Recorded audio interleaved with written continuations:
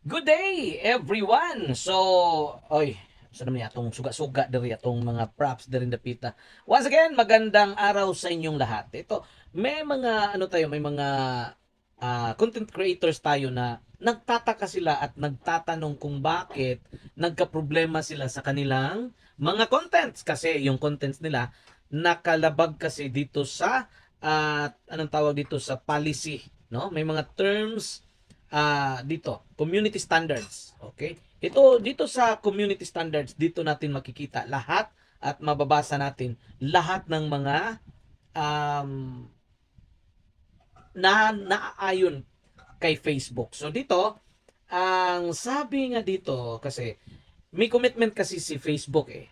The commitment is, the goal of our community standards is to create a place for expression and give people a voice. So, yung lahat ng mga tao, nung una, iilan lang po yung mga vloggers natin, no? Mga content creators natin. But this time, ang dami na. Pati na rin na ako eh. Okay, but I'm a radio personality.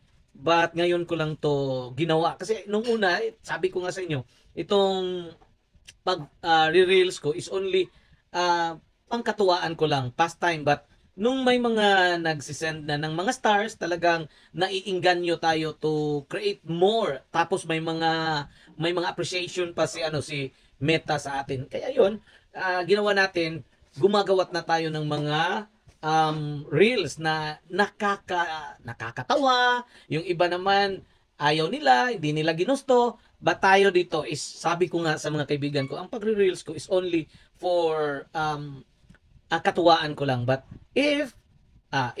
yung if ko, makinig kayo sa if given a chance na magka-monetize and makapagsweldo na rin, so better, mas masarap, mas mabuti 'yon kasi um parang para sa akin eh, kasi na ano na ako eh, expose ako kasi nga yung mga.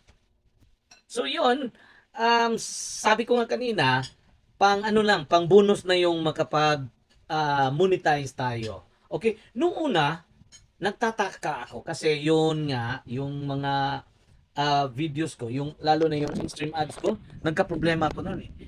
From 57,000, bumaba siya, naging 49,000 plus. Tapos, nung sinabihan ako ng kaibigan ko na mag-check sa mga videos ko, at yun, nakita ko na may mga problema nga talaga. Tapos may mga pagkukulang din ako. Gaya ng mag-post ka ng ganito, ng ganyan. Kaya nung tinuruan ako ng kaibigan ko, sabi ko, ganito pala. So, gawa lang tayo ng gawa. This is also ano eh, pang parang babata tayo dito, hindi tayo magkaka-look sa edad natin.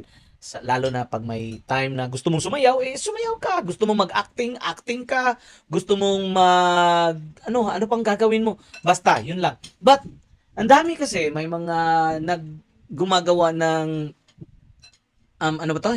Yung content na may mga sumasayaw, yung mga challenge, yung mga kaldero, yung iba naman, kasi hindi naman tayo, pag babae, lalo na sa babae, yung pa-sexy-sexy, ang daming followers, okay? Ang daming followers. Tapos naman, yung pag tayo, mga lalaki, wala naman tayong ipagmayabang na ipapakita na yung boobs natin. Hindi naman gustuhin yan ng mga kababaihan natin. So, according to Facebook policy, bawal po yan. So, sa mga gumagawa ng ganyan na mga content, so, respeto din, sa kanila din yon.